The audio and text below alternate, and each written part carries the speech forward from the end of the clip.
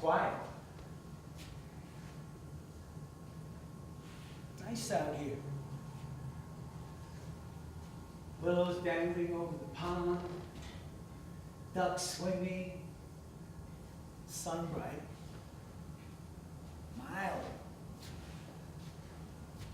serene. You know, Pop and Ma are buried just up the hill. But here, this mausoleum is more private. Perfect for what I want to share. All the right ingredients to help me along.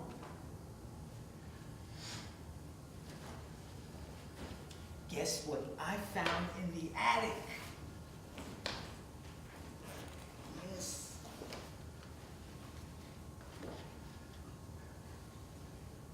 A bunch of letters to you under a pile of TV and film scripts and folders of poems and theater monologues. Right there in my old room. Cleaning out Pop's house on Chilton Street. Buried in a chest, going back 21 years. Letters that I wrote to you and I never sent, that you never read. And here I am. I brought them here for you. What do you think of that, huh?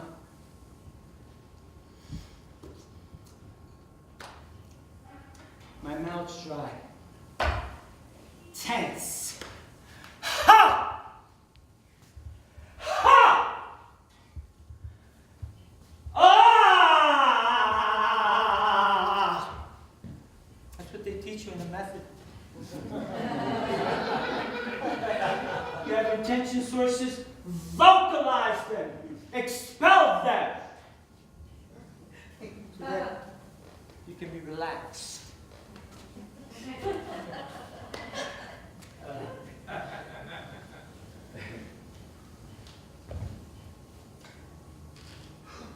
These are the new gadgets they have. Look, lock, boom, push the button, up it comes. But do you know that they're saying that you should have or drink 100 ounces of water a day? and then you got all these little, you got the little diagrams here and everything. I don't know. I still can't drink out of this thing.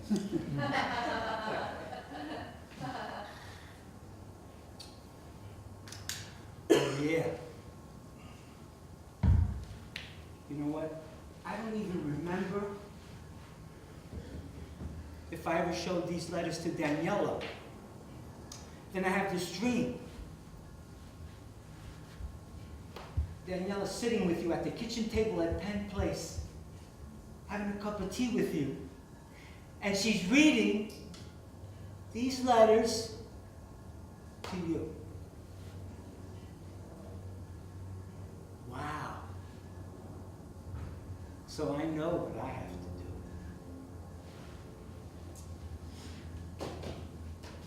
do. April 1st, 97. Dear Marie, I'm still thinking about Easter. The Church of the Assumption was crowded Sunday. I think people make it a point to go to Mass on Christmas, New Year's, and Easter. I was hemmed in on both sides with two different families. Children, mothers and fathers. I wasn't uncomfortable being surrounded like that. I was attentive to the gospel, to the power of Christ rising from the dead. I connected to the wonder of the resurrection, thinking of you, believing anything is possible. When I went to receive, there was just enough of a delay coming out of the pew to drop my tithe into the box at the statue of the Sacred Heart.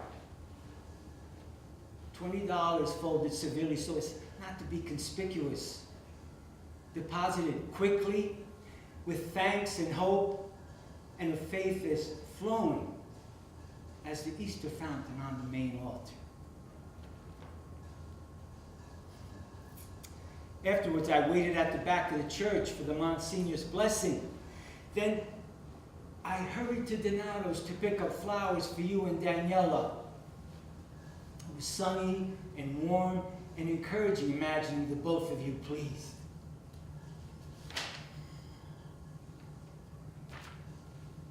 That's a lily. On the 9th, April 97. Dear Marie, I woke up to a clear morning with a bright sun and deep blue sky. With it, or from it, came this great anticipation of something good, which is ironic because during breakfast, Lily mentioned she dreamt of being wrapped in feces along with Vilma and Nonna. We laughed about that, but according to Nonna, that's a good omen. Naturally, I'm excited about what this day will bring. I'm feeling there could be great news from your doctor about the biopsy. I want to be positive through and through, no doubts or hesitations. I'll come to see you this afternoon and we'll talk. Yesterday, I was with Daniela to tell her how you were doing. I went there after I left the hospital. I wanted to reassure her you were okay.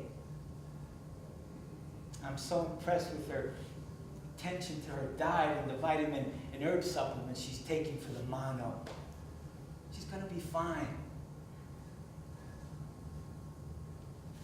And you're going to be fine. I know. See you soon. That's a sunflower. On April 15, 97. Hey Marie, I took Daniela to Menlo Park Mall Sunday. I was just happy that she wanted to get out of the house to do something. But when she asked me to buy her some goldfish, I was touched, surprised, and troubled at the same time.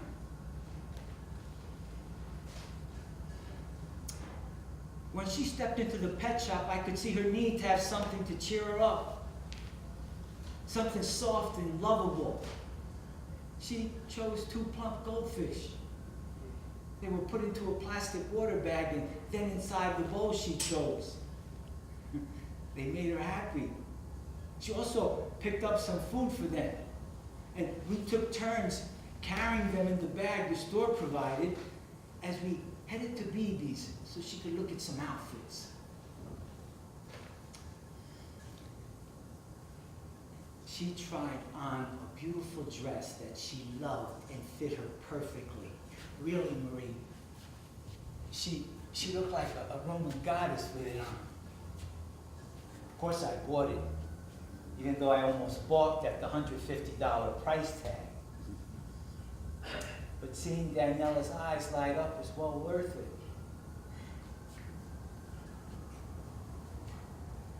It was seeing her in that dress that the contrast struck me. Beautiful 18-year-old growing into maturity with a heart for 2 goldfish to keep her company. One died on the ride back. You should have seen her talking to the live one all the way home. She even tossed some food into the water. Anything to keep it going so she could have it swimming in her room. That's Daisy. On April 17th, 97.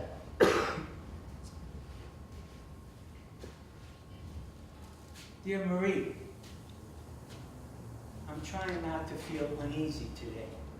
I'm trying to be confident in my belief that God is looking out for you, that it all rests in his hands and he will take care of you. I've occupied myself at work by going about my different tasks, returning phone calls, getting placement information updated, checking recruitment lists, and generally going about my business as pleasantly as possible. Occasionally, I find myself checking the time and scribbling down 2:30 p.m. appointment, and catching myself take some deep breaths to settle loose thoughts regarding whatever the doctors tell us. There's a quote from Frederick Bales that I've read and reread, and I'm clinging to faithfully for all of us. I am believing and knowing in spite of what I feel. My feelings tell me that it's no use trying. Then I switch to my power of choice and declare that my faith is in the law of God's creative process rather than in my negative feelings. I love you. You're going to be fine. It's a lilac.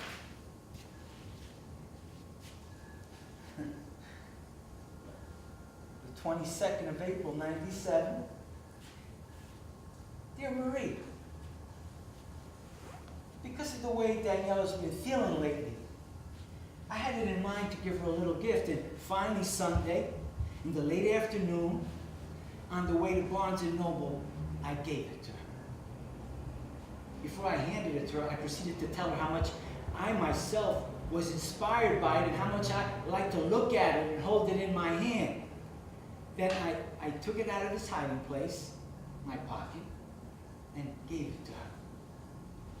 It was a small, bright orange ball, orange being her favorite color, that looked like a miniature saffron sun. You should have seen the wonderful smile that came across her face. No one has a smile like hers, and I told her so. Then I said, whenever you want to smile like you just did, or you need something exceptionally bright to make you feel good and warm all over, you just take out that little sun, and bam, that's just how you'll feel. But it's just a colorful ball, Dad. No, it's special. You see how you're smiling again as you look at it? You can feel it, can't you? She kept looking at it a while and bounced it off the ground.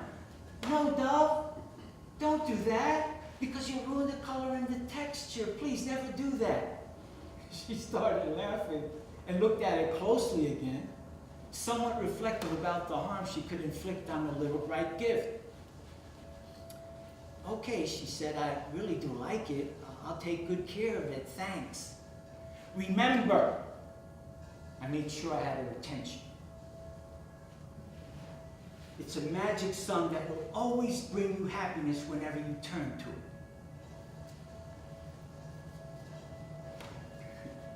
I put my arm around her as we approached the entrance to the bookstore. Daniela put the ball in the pocket of her green satin jacket, and for a moment she just looked up at me and smiled. That's a marigold.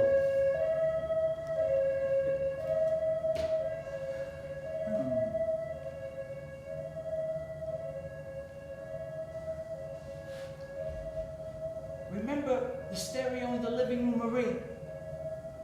With the plastic top and the stacks of vinyl LPs I had, and that special song by LTD, Love Ballad? I'd play it over and over and over again. I have it right here. Unbelievable. You can Google and pull up anything. I'm still learning stuff on this. Hold on. Be patient. Listen.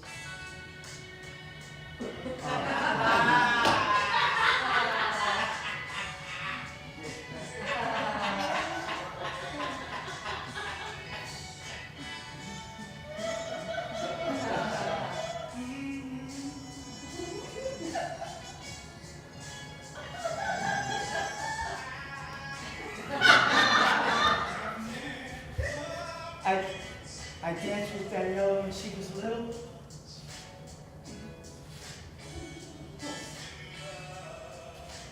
And hum to her.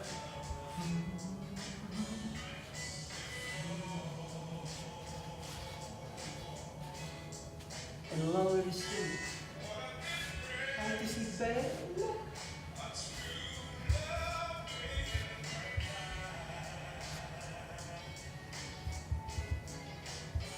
And then you and I would go. Love.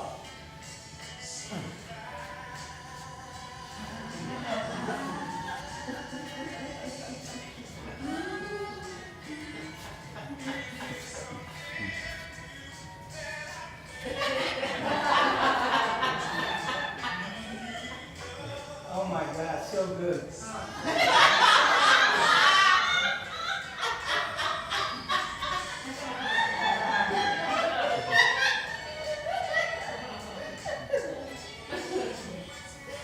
Oh, it's beautiful.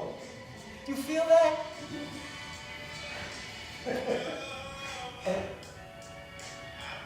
And remember, in Pop's backyard, with Nonna looking from the window, and you and Pop watching the games I would play with Daniela.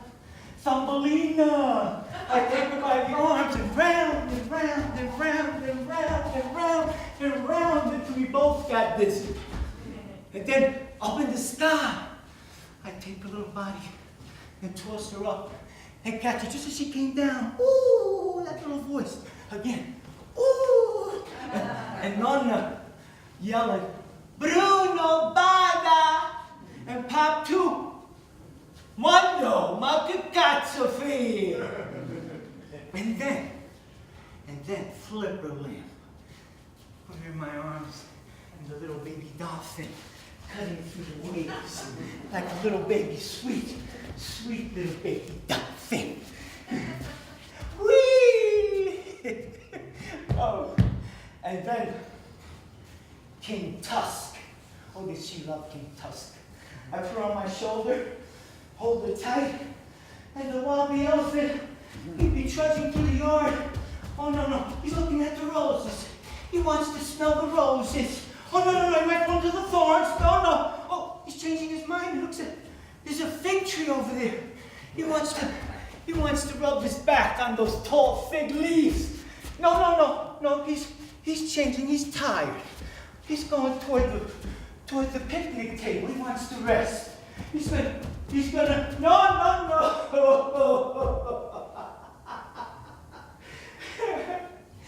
And Daniela, in her pigtails and barrettes, with the green jumper, with the suspenders and the little moo cow on the front, with the tiny cowbell.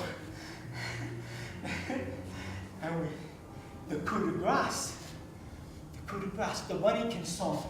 She'd be skipping around the yard, and I'd sing her song. Bunnykins go, bunnykins go, bunnykins go. My name is Daniela, and I love to play. I play and play and play all day. Bunnykins go. Oh my God, so much love, so much joy. You feel that? I know you do.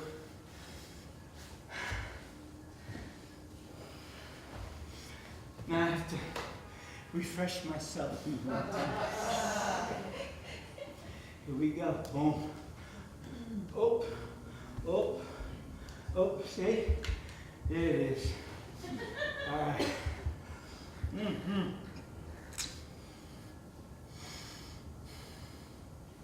You know something?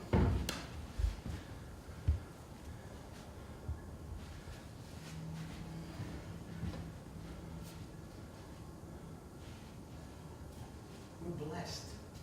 No one's here. Just you and me.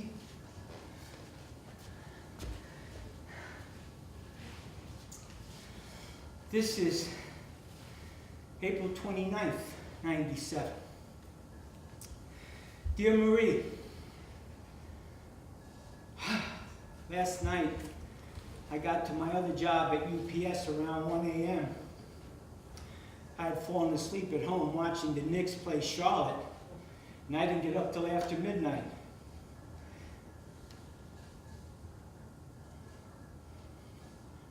I rode past your apartment and saw the light on in the living room, and I imagined you asleep on the sofa with the TV on. When I got to work, I felt rested, and it was almost relaxing, getting away from my thoughts by lugging the heavier regulars to the different trains so they could be driven to specific areas of the warehouse. There was a strong sense of camaraderie with the guys as we went about our jobs, loading the trains and taking turns driving them to their destinations. Before I knew it was 3:35 and we were finished. After I punched out, I took my customary route out of the building, through the mechanics area, past many rows of brown package trucks waiting to be loaded for early morning shipping. Lately, I've been able to avoid Tim, one of the mechanics who's always asking me if I'm working on anything in the city. Since he saw an episode of The Guiding Light I appeared in, he's constantly checking with me when he sees me. Luckily, I slipped by his station without being spotted. I haven't been working much recently, and it just gets repetitious saying so, and I don't want to make excuses about it. I felt relieved being by myself as I made for the exit. But as I was approaching the door, a sentence was forming in my head. It came suddenly, and I repeated it 3 or 4 times. Well, Tim, you see, my wife's very sick. She's just very sick with... I couldn't say the word. My imagination had no use for it. And about 80 feet from the door, my eyes just started tearing. For a moment, I didn't care. Fuck it, I thought. No big thing. But I started feeling self-conscious someone might see, so I quickly dabbed at the drops with my knuckles and I picked up my pace. Soon I was outside in the night air, looking up at the dark sky for some distraction. I flipped the hood over my head, reaching into my pocket for the car keys as I moved toward the guard shack. I kept my eyes down as a security guard ran the metal detector across my body without a beat. Then I went to my car, moving more easily despite the tightness in my throat, and I drove home.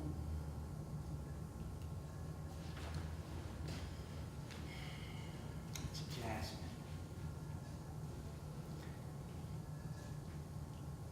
On the 29th of May, 97.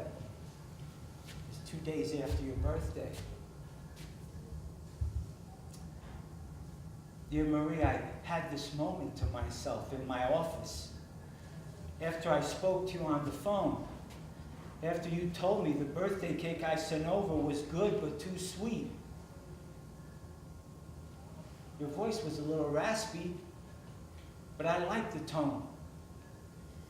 I remember saying that your lungs were clearing themselves from the years of smoking. That made sense to me.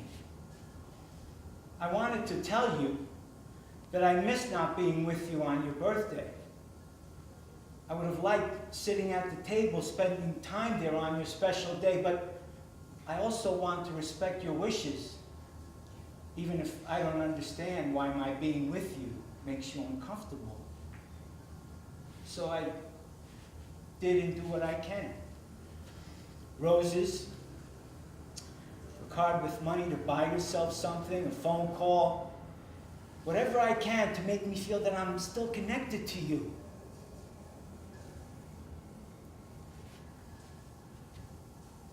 After we spoke and I put the phone down, I felt a tremor creep inside me.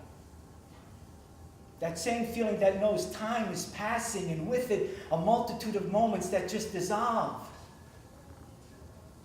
So I end up looking out the window, my eyes searching for some soft patch of sky or brightness to pushed back the gloom. That's a diary.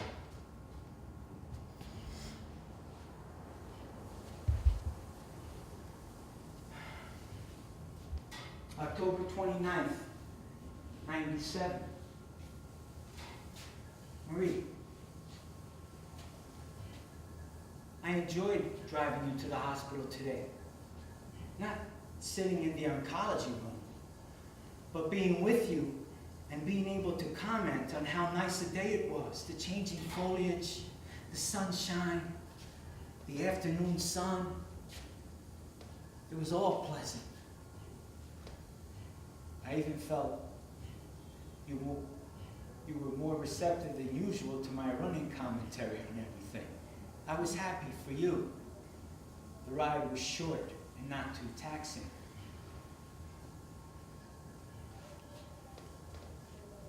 When we went into the waiting room, I was at ease with the way the nurse knew you, and her manner was so cordial and cheery that it helped me relax.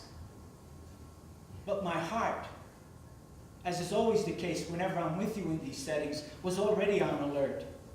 When the nurse, the other one with the ready smile, called you in, I drifted toward your deliberate steps, heading into the other room. And I was left with your jacket, draping the chair you vacated. As I took it, the jacket, in my hands, it felt familiar and light as I went for the coat rack.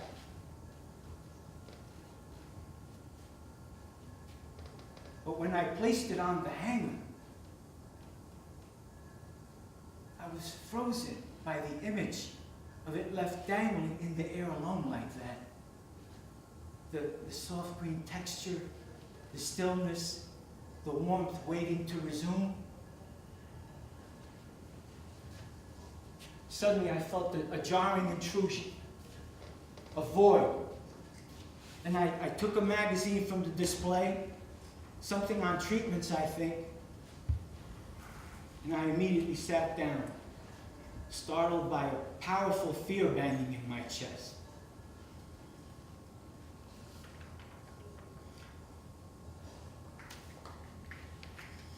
An amaryllis.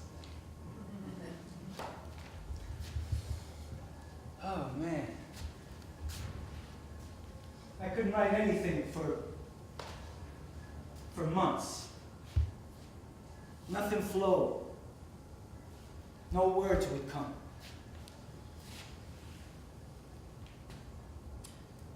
Until August 29th of 98.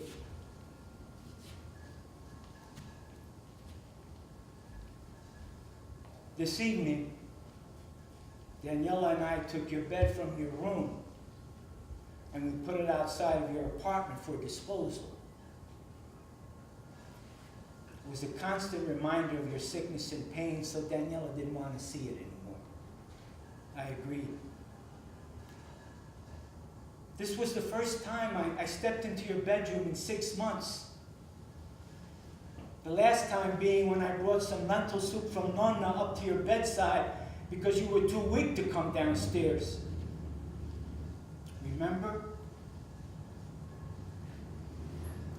We struggled with the mattress, Daniela and I, but we got it down the steps, through the living room and kitchen, and out the door. The box spring was another matter. No matter how we tried, it wouldn't fit through the lower ceiling at the bottom of the stairwell. I pushed, I pulled, I crunched, to no avail. Finally, I brought it back to your room and sawed off sections of the wood and removed each spring and undid the whole interior framework. Gradually, piece by piece, I took it apart and brought it outside. I stared at the queen-size mattress and dismantled box spring there, overlapping the street and sidewalk. The street lights were on. It was muggy. and I was letting the cooler air dry off some of my sweat while I lit a cigarette. I started replaying images spanning some 20 years as I sat on the front steps and my eyes fixed on the gutted fragments that were your bed. Immediately I was stunned. The core of our most joyous intimacies was gone. In an ironic sense, dismantled by my own hands. The sadness I was feeling was coming through in the darkness, in the silence, in the reflections converging off that rubble of the bed where we began, assimilating for one last glance those memories, flashing up at me and staring. All those embraces and gently spoken words and moments where we reached into ourselves and loved what we were becoming. Gone. Now absorbed into this night, into this growing heaviness I couldn't stifle. Where's it all gone, Marie? I asked under my breath, as I looked up into the sky for stars that didn't reveal themselves. It's a lavender.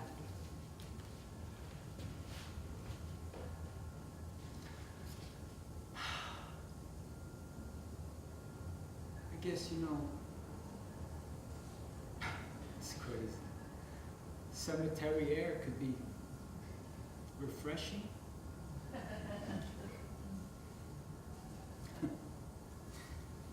On the 16th of September, 98. Hey, Marie. I have a pair of your shoes in my trunk. Enzo Angiolini, the green flats. At first, Danielle and I were going to give them to Goodwill along with the others, but since they were in the original box, they weren't placed into the big bag, and they just stayed in my car. When I go grocery shopping or to the Y to work out, or on Saturdays when I come back from the Cosmos with the cold cuts and bread, I like to see the shoebox there. On those occasions, I sometimes open the lid and take the shoes out. I look at the scuff mark on the right foot. I like the feel of the worn leather in my hand, the nearness. The immediate thought that these shoes you had valued enough to buy and put on so many times are there for me to look at when I want to, or surprise me when I open the trunk and see them in the brown box unexpectedly from my daily routines, is good for me. I can shut the hood and tell myself it'll be all right.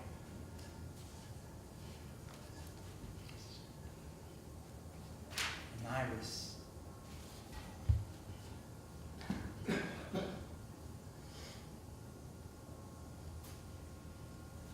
On the 17th of September, 98.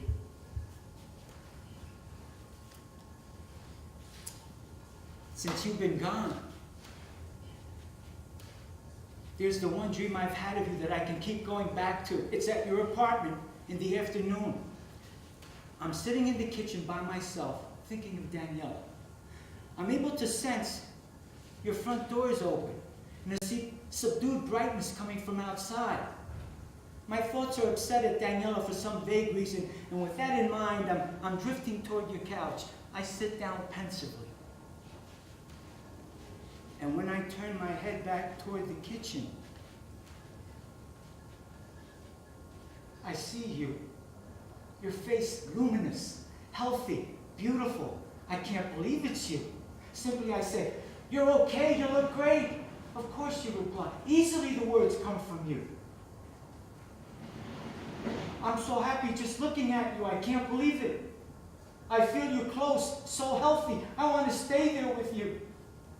With your happiness, with your face beaming.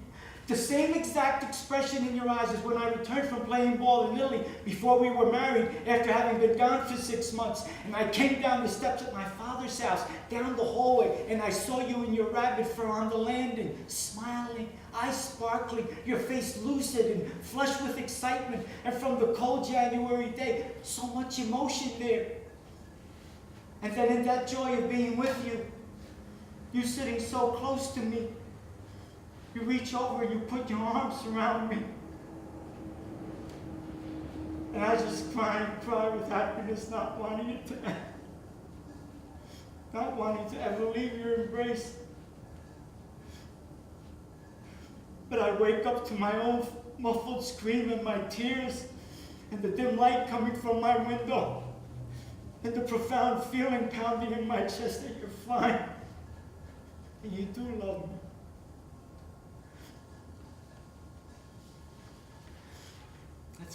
That's the highest thing.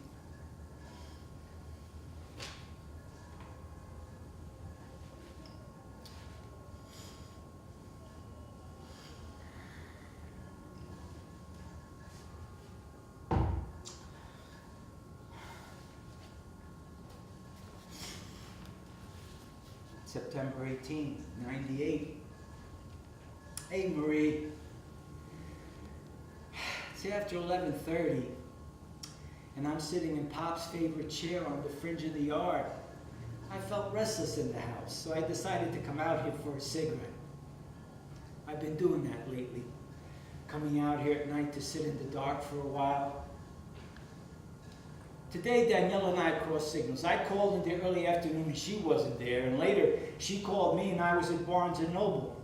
But I'm sure she's okay, and I'll call again when I go upstairs. Brutus is sprawled about 6 feet in front of me near the basement window, waiting for me to feed him.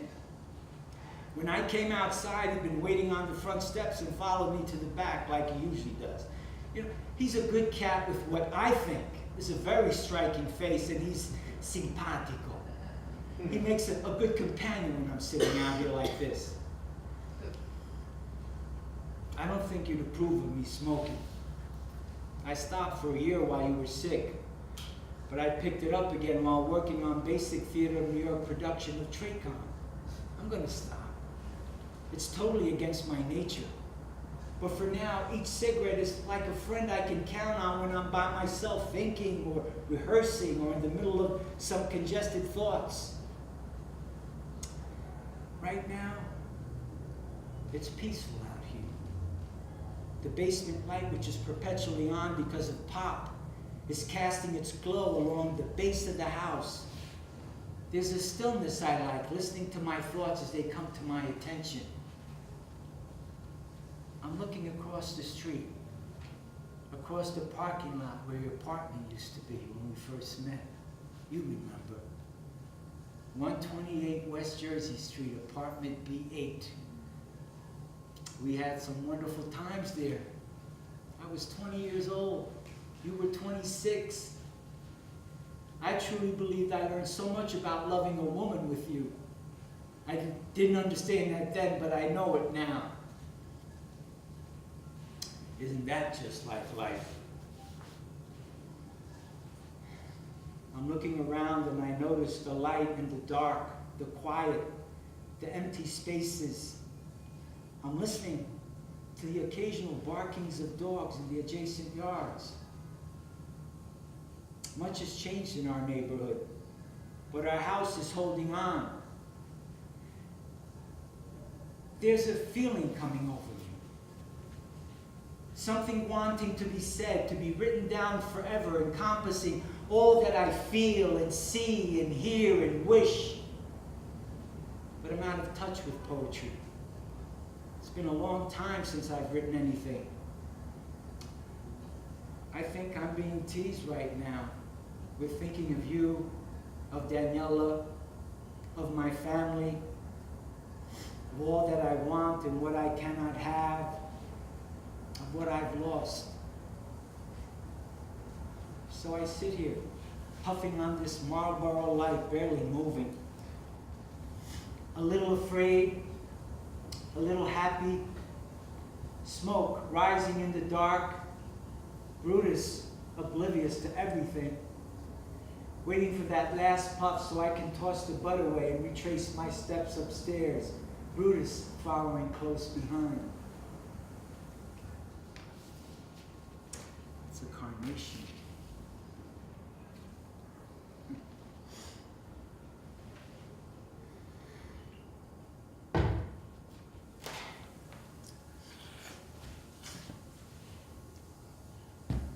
October 6, 98. Dear Marie, I'm sitting in room 4022 at St. Elizabeth Hospital, keeping an eye on Nun now. Vilma just left around 1 p.m. and I'm going to be with her until 6, when Lily will come to relieve me, so to speak. Nun has been admitted today because of severe back pain. Dr. McHugh wants to run some comprehensive tests to find out what's happening. We're on the 4th floor.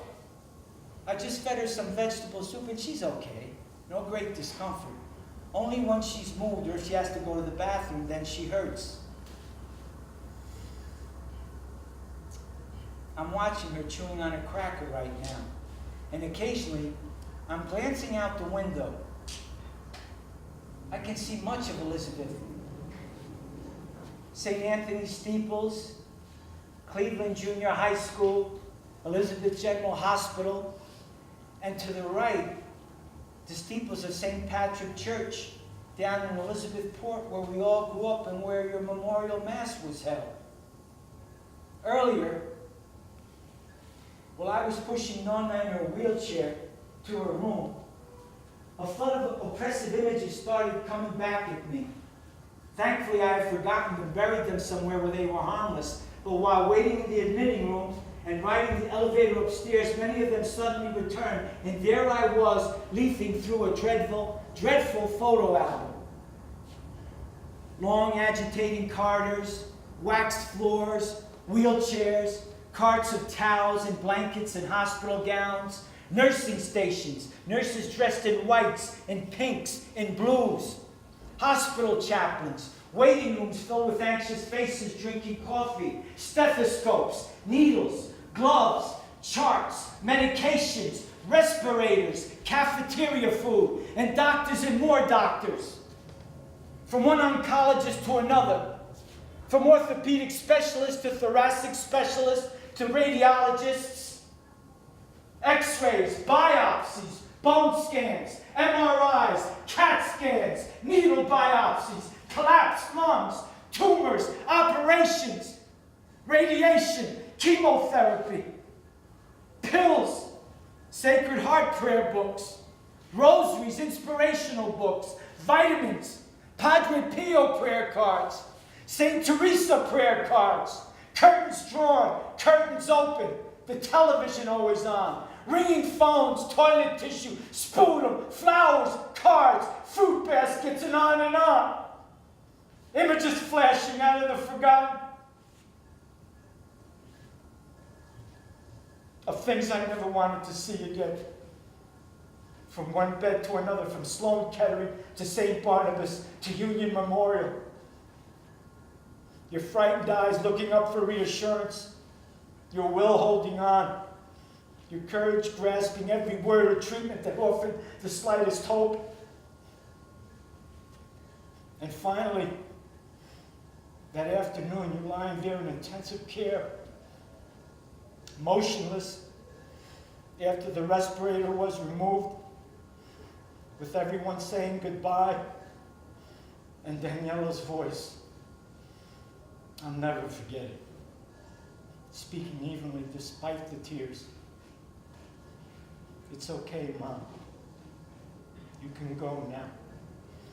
It's okay, I'm going to be good for you. Don't worry about me. I love you, Mom. And me, touching your forehead one last time. So dazed, so empty, so uncertain of anything.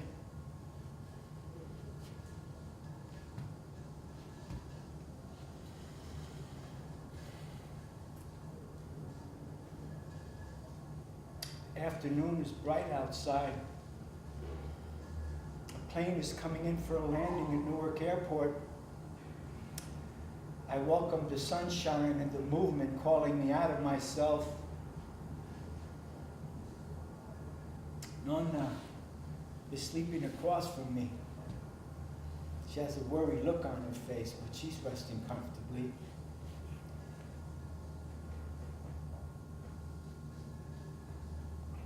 And you, Marie, are you comfortable now?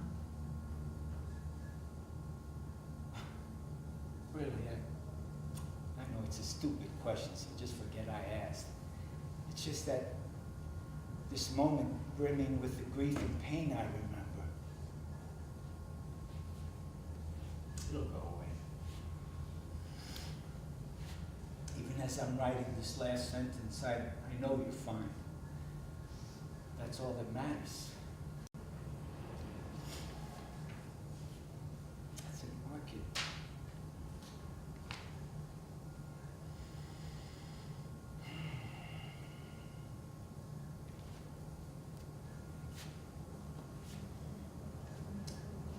On the 10th of October, 98. Dear Marie, it's a little after 5 a.m. I couldn't sleep, so I got up and decided to write this letter. I'm thinking that putting something down on paper related to what I've been rehashing in my mind for the last hour or so will tire my thoughts and I can go back to bed. But instead of expressing my concern about bills and lack of work in the city and my crazy work schedule, what really comes to me is this. Nothing is permanent, Marie. Well, my immediate reaction is, no shit. It just seems to me that something more profound should be the impetus for my getting up to write this, and it doesn't even relate to what I'm so restless about. But there it is. Now, what do I do with that? I had a variety of dreams, none of which I can recall. All I know is I kept thinking about wanting to sleep and to be comfortable, and there were these concerns: rent, car insurance, the computer Daniela wants, coordination of benefits. So I get up to urinate, go back to lie down, fluff the pillow, visualize the stream near the bank of grass under the wonderful blue sky with their sparkling sunlight with just the right shade. It doesn't work.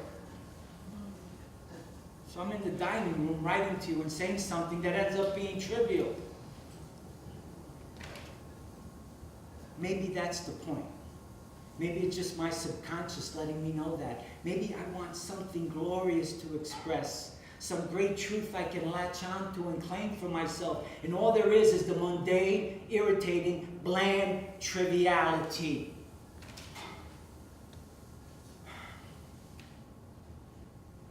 I took Daniela to Menlo Park Mall Saturday afternoon because she needed new jeans.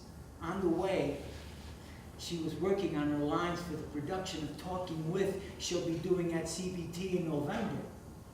I remember specifically making it clear how I truly felt fulfilled and significant when I was working on a role in a play or rehearsing a new script, and how gratifying the whole experience was, and that merely listening to her prepare herself for this challenging monologue she was going to perform was so exciting. Everything else was trivial. That's what I said. That's the word I used. I'm sure of it. Are you getting this, Marie? You're probably yawning. I don't blame you. I feel like I'm just rambling on about something. Probably about the fact that I'm getting older, and my dreams are getting older, and my fears too. And in the middle of days and nights dawning and setting, and right now, just one thought repeating like a refrain in a long trivial poem: nothing is permanent. Good night. That's two of them.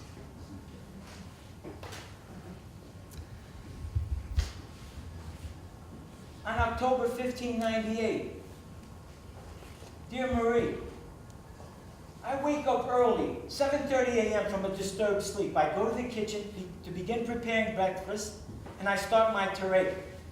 Get away from me. Every morning the same thing. I'm tired of it, and I don't have time. Get a job. Shit. You should be out there getting your own food like you're capable of. And don't look at me like that with those woeful eyes. It's not going to work today. By now, I've got some water boiling for tea. The bagels are in the toaster. Outside it's bright, but the air is cool, about 45 degrees. As I'm moving back and forth to do what I have to, I feel my body tensing a bit from the chill. Stop that nudging!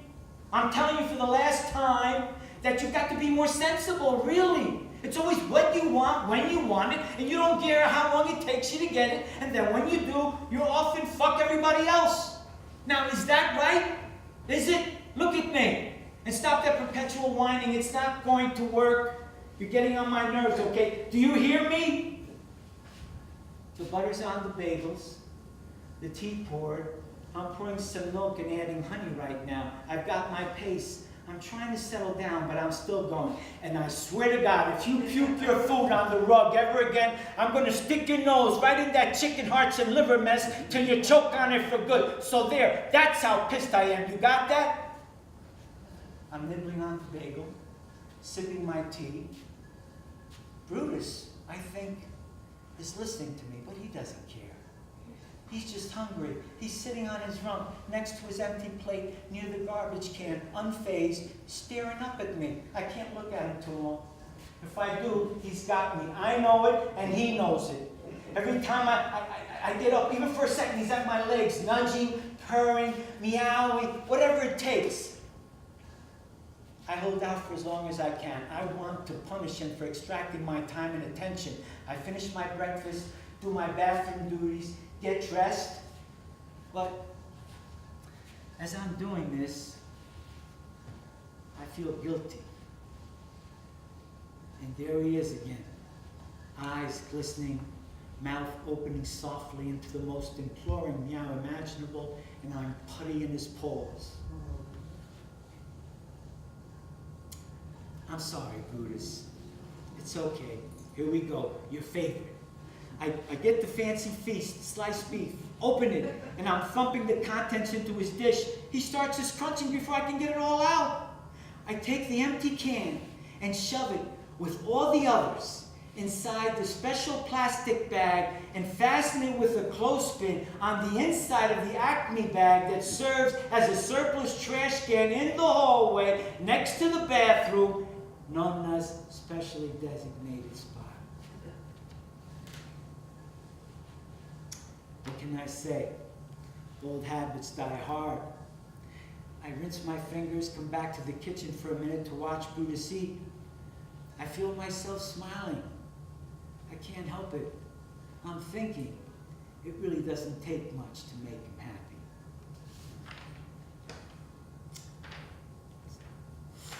Daffodil.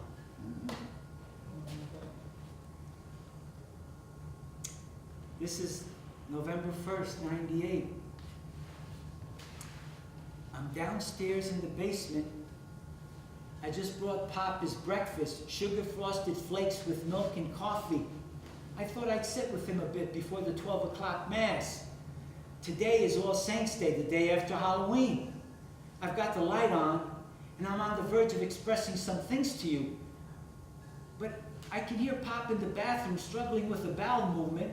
He's muttering under his breath. I'm trying to understand what he's saying. You okay, Papa? Huh? Are you okay? Yes! Comes back to his cot, talking to himself as he's getting under the covers. Hey, are you gonna be longer with the light? To te salute? I don't answer, but I glance at him once more from the swivel chair I'm sitting in. An old one I got for him from the college giveaway a couple of years ago. And I only see his gnarled hand above the covers. It's dark and still, his hand. He's using it to shield the light from his eyes. I lean back and survey everything around me. On the table, 2 old televisions, a tiny fan, an ashtray, spools of thread and buttons and safety pins, and in a dusty plastic container, broken scissors, a baseball cap with world-class dad imprinted on it. And on top of the TV, directly in front of me, a very old snow globe with Santa sitting on the side, and a chimney with stockings and children and 2 dogs and unopened presents. I'm taking the snow globe in my hands, turning it upside down so I can switch the music box on. It's playing White Christmas as flakes of iridescent snow start falling. Pop raises his head. Ma che fa sta musica? You like it, Pop? I light a cigarette and offer him one, but he doesn't want to be bothered.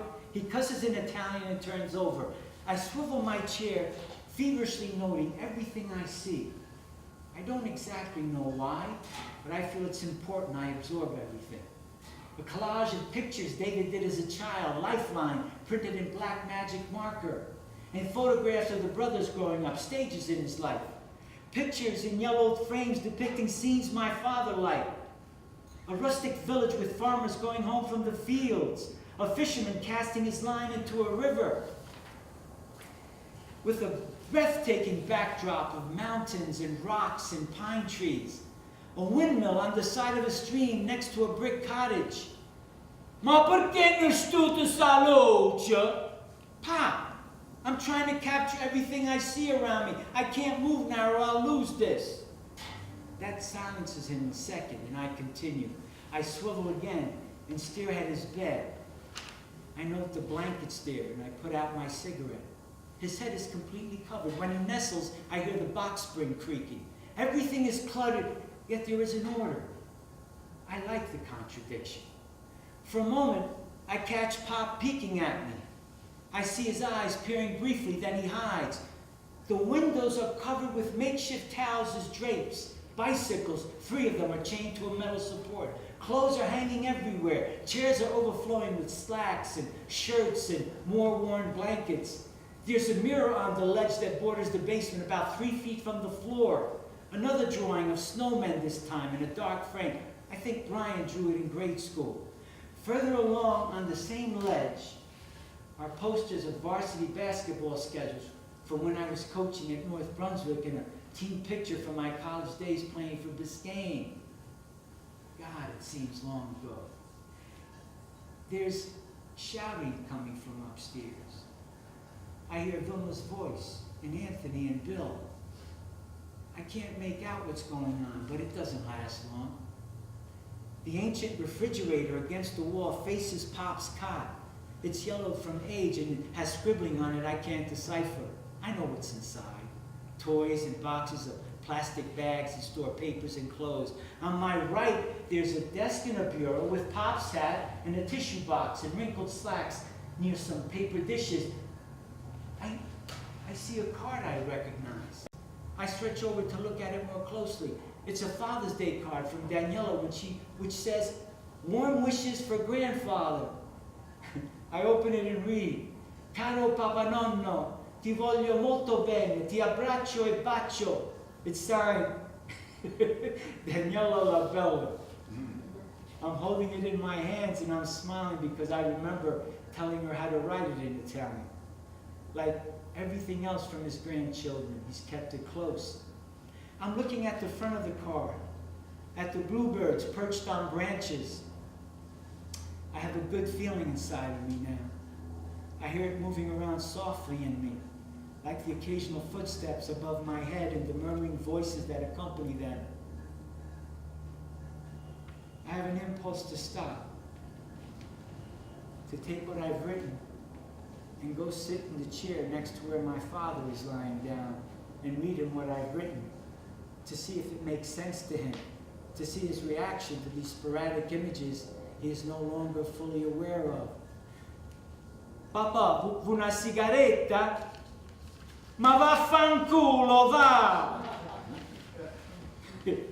I laugh out loud and watch him again. I see his fingers holding the corner of the rainbow blanket over his eyes. I can see the distinctive swollen knuckles. I'm looking at my own hand now, my left one, and I see a similarity. I'm wondering how much we truly have in common, knowing that it really doesn't matter because I'll always be proud of whatever it is anyway. I'm going to shut the lights soon. I'm going to move my swivel chair closer to Pop's bed. And I'm going to sit there and think about Thanksgiving and Christmas. And I'm going to think about you, Marie. I lean back in my chair and I'm going to think about you being here with me. Maybe holding your hand in this warm, quiet darkness. Next to my father. All three of us. Just a wish I could toss in my head as I listen to the silence seeping all around me.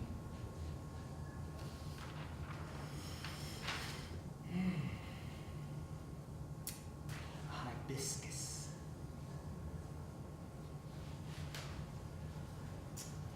Surprise! I have another song.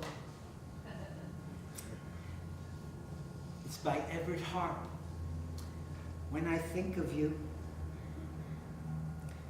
be patient. Here we go.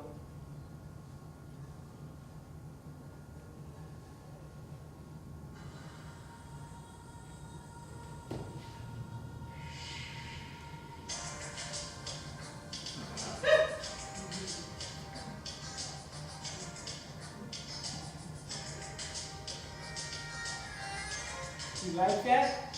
Yes, you do. You want to dance a little bit? Come on. Let's float.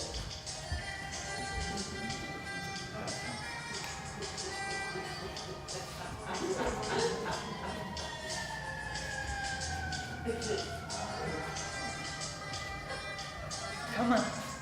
There's no sadness here. Just sun and sky and stars floating and dancing at the same time. Huh? Can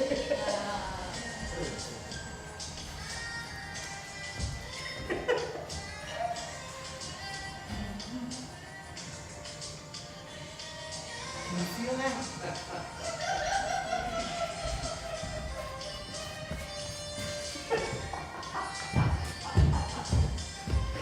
Oh, I don't want to stop this. But I have to move on. But before I do, the little song Pop used to sing to the grandkids when they would come visit him. Huh? You remember that. Even when he wasn't in the mood, Daniela could get him to sing it. About the tall poppies and the little baby duckling. Lo sai che I papaveri son nati alti alti, ma tu sei piccolina, sei nata paperina. Lo sai che I papaveri son alti alti alti, nati, ma tu sei piccolina. Che cosa ci puoi fare? Remember that? Oh.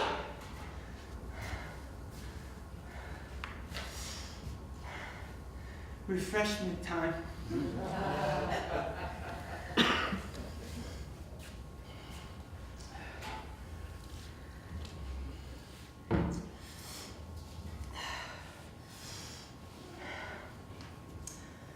This is 11, November 1798.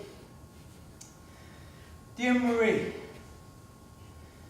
it's 10:05 and I'm getting ready to leave for work at UPS. But there's a lot of negative thoughts tormenting me. So I've come down to the basement to talk to you in this letter. It's quiet down here. Pop's in his bed sleeping, I presume, because he's real still. He didn't even acknowledge my coming down the steps. I'm at the small Formica table near the sink, smoking, as I'm writing this very sentence. That bothers me, the smoking. The feeling that I'm out of shape, that I haven't been to the gym as much as I want to. There's a frustration inside me mounting because I'm not getting things done. I feel angry at myself, at circumstances I'm trying to live with and overcome. Hey, castrato, who's that smoking? The boogeyman, I snap back. Now my thoughts have to incorporate his comment, and I'm realizing how it all blends in. I'll never be the man my father is. I'll never have the continuity he's always had in his life with his family. That's been shattered forever, not only because you're gone, but also because I'm a dreamer who's just now understanding that marriage and love and family demand a greater price than I was willing to pay. And when I did come to that realization, it was too late. Maybe I need to be hard on myself. Maybe I need to put in writing my pitfalls and errors and selfishness I fumbled through so I can have it stare me in the face once and for all. Just be there for me to read over and over like some albatross. I've prayed. I reached out to God, His saints, His priests. I've sat in His churches and listened silently for whatever He was offering. I've clasped my hands and wrung my heart out for all it was worth, putting all my faith in His power to heal you. I've knelt before Him pleading, hoping, trusting still that some meaning I could finally accept would announce itself and give guidance and real understanding. But where am I? What do I truly have to show for all I've done? You're gone. I don't have you in my life. I feel terribly alone with that. I know my thoughts and words sound weak, but that's where I'm at this moment. I feel tired and sad and troubled. So I light another cigarette and put down these words that pour out of this dark well. Maybe I'm hoping to be purged. Maybe I'm hoping that the sheer admission of what's inside will somehow seal this gaping wound. I don't know, Marie. Whatever's going on, I don't like it. I blame myself. If I'd be in the gym more, maybe I could bang out this torment. A full 40 minutes on the heavy bag, letting everything go into the sweat, feeling the lungs gulp for air, the muscles work and ache and respond, feeling more like a man in control of something. Something as simple as some solid combinations. That's all. To feel like I'm in control of something.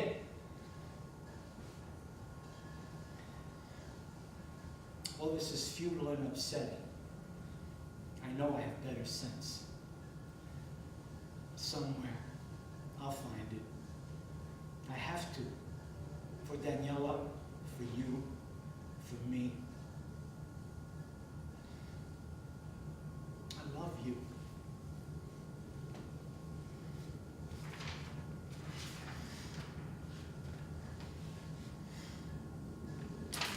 Azalea.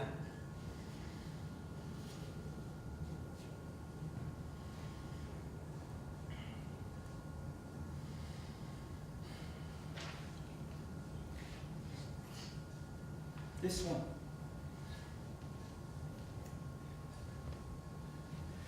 December 23rd,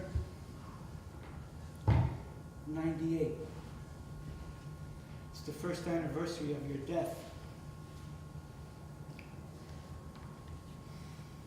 Marie. I passed by Myra's beauty supply shop on Wood Avenue yesterday. I was picking up lunch for me and Daniela.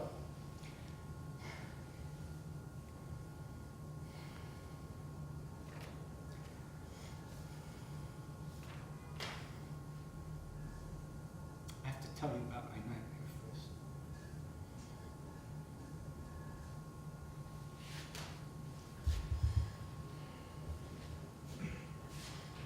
I'm in this boxing ring.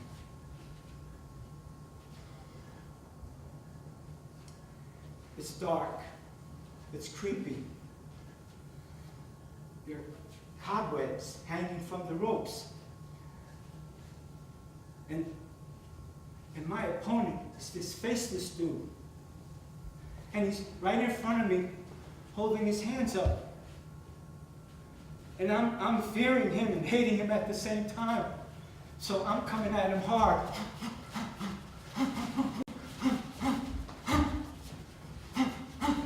Jabs, hooks, uppercuts, combinations from all angles, and he's just taking everything. I mean, I'm rocking this guy with all I've got, and he's not or pulling. He's just taking every single punch, just absorbing everything until he just dissolves away.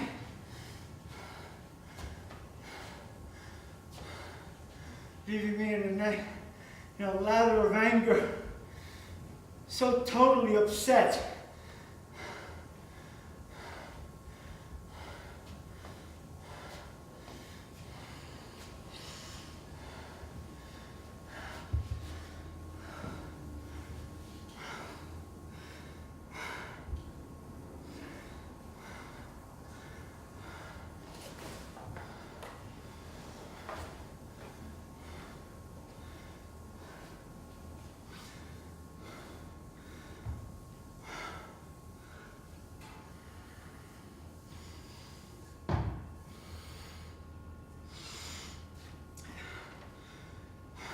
This is the letter.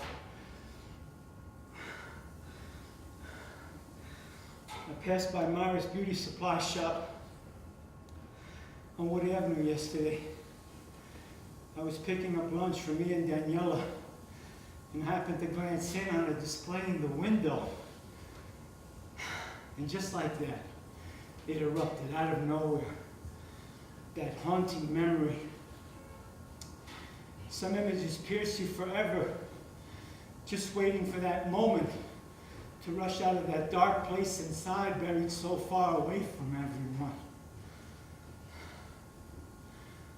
Now I have to tell you about the wig.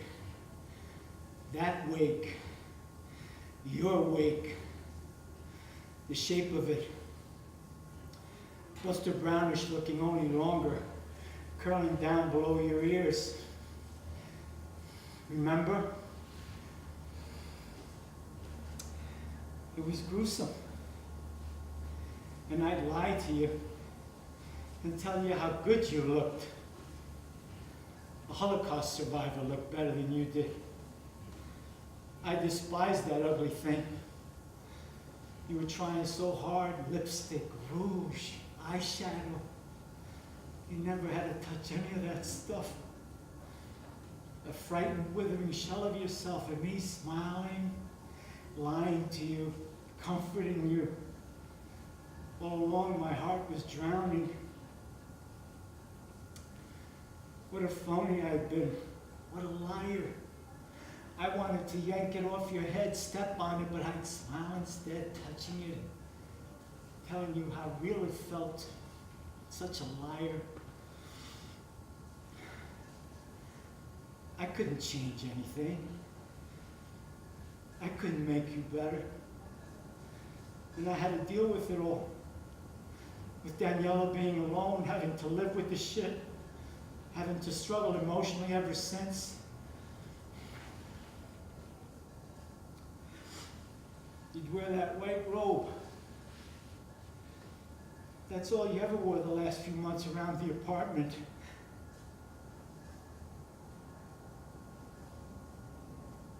Your apartment. I was just a guest. You let me come visit, bring you soup, get food for your groceries, bring you vitamins, take care of all the doctor bills, all the insurance forms. You hated me for being unfaithful till the fucking end. But I would never let go. I could never let go. And Daniela's so lost, trying to concentrate at school, so angry at me, at you for being sick. She knew her mother was going to die. We all knew. And then that one time, you let me bring soup up to your bedroom, our old bedroom. And on the dresser, right next to the photograph of the three of us at Daniela's baptism, I saw the mannequin head, faceless, ghostly white, glaring at me. That's where you parked that wicked night.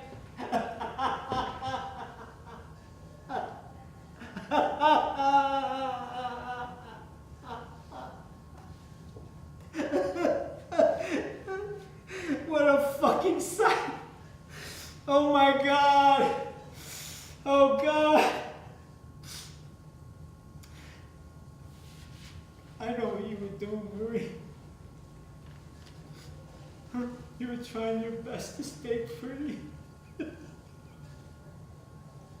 God bless you. You were trying to hold on to your self-respect. I think I took it away from you. I'm so sorry. I'm so sorry.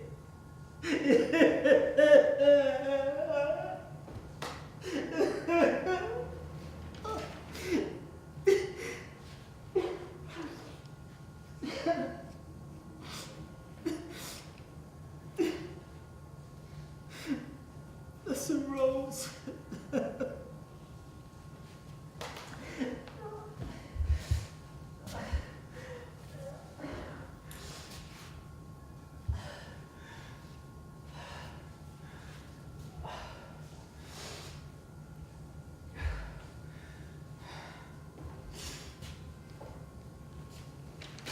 This is the last letter. It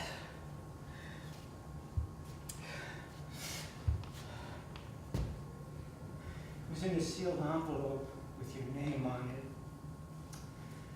I found it in the middle of a collection of poems by Robert Frost.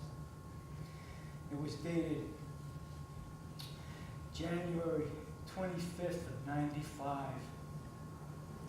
almost 2 years before you passed. Hi, Marie. I'm at work and I've had these thoughts running around in my head, so I wanted to share them with you. Both of our schedules are pretty hectic, so I thought that expressing some things in writing could make it easier, to read this at your leisure, and at the same time give me the opportunity to say a few things that I feel. On most occasions when I'm in the city, before an audition or rehearsal or interview, whatever, whenever I get the opportunity, I stop by St. Francis Church on 32nd Street. I go to the basement chapel, walk to the back, to the St. Jude statue in the corner, light a candle, and say the devotion prayer. What do I pray for? It's been such a ritual I want you to know.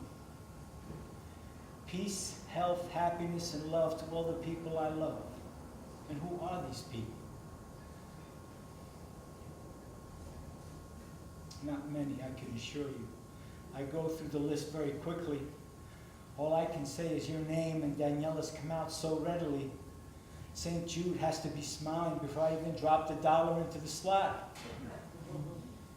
I'm glad I'm telling you this. I thought it might seem almost silly in the moment before I expressed it, but I want to. I've been so full of simple, direct moments like this, so full of thoughts and little ideas and impulsive feelings that want to come out, so much of them wanting to be said to you that go unsaid, simply felt, then gone. The play I'm working on now, Waiting for the Word, by John Ford Noonan, has a great line in it quoted from Lincoln. Most folks are as happy as they make up their minds they want to be. How true. I'm trying. Some days I'm more successful at it than other days. I'm learning a lot about myself. Not all of that learning has been pleasant. There's much of it that has been and still is scary, but I'm trying to put many things in perspective. There's a lot happening in me I want to tell you, Marie. Most of it easy, fluid, very much connected to just sharing. As I reflect and take stock of who I can really talk to about all this stuff and to whom I would like to, most of all, sit there with me and listen and give some of those very moods and feelings back to me, it certainly is you. Simple sharing with respect and mutual openness and an abiding awareness of the many years we have known each other. Talk to me, Marie. Don't shut yourself from me. More than anything, I want to be able to listen to all you say, all you want, all you care about and fear, all of it, because I do so much care about you, and yes, goddammit, yes, I do love you. I've said it. Don't be frightened of it. I don't want it to crush you or make you bitter or fearful or unhappy or anything at all like that. I just want you to know it because God forbid anything should happen to me. I just want you to know that if there's anything I've learned or come to understand is how truly meaningful and important you have been and always will be in my life. I feel better. I wanted to tell you this like this for the longest time, directly, honestly, without fearing a frown or a smirk or anything else, so that you would truly hear in your own space and choosing the full content of what's in my heart. Love, Bruno.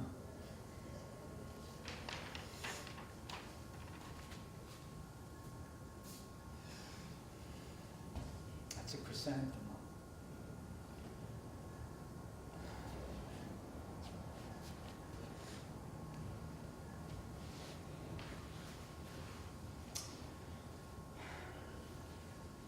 That drawing with the quotation that you did for me from The Little Prince, the secret the fox reveals, I had it laminated and I gave it to Daniela.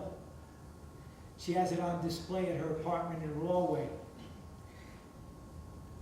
I have a picture of it here. I want to show you.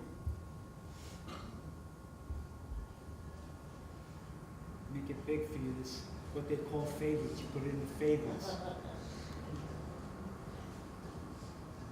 See? What does that mean, tame? It means to establish ties. One can only understand the things that one tames. You become responsible forever for what you have tamed. It is an act men have long since forgotten.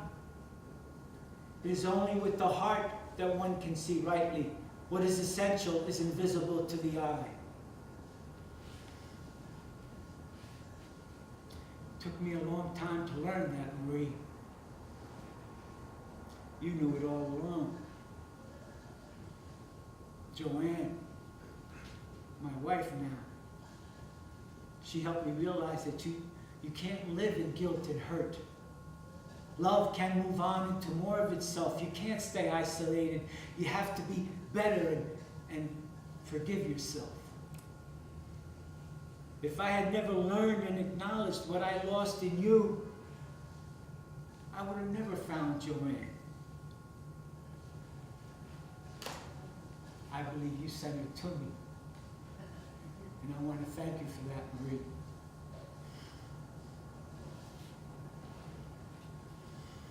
I'm going to leave these poems here for you. I have my copies.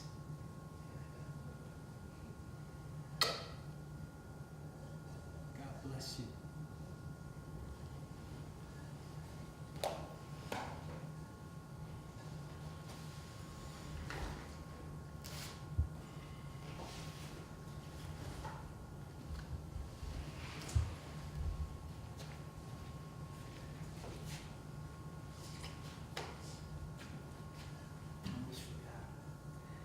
Happy Mother's Day.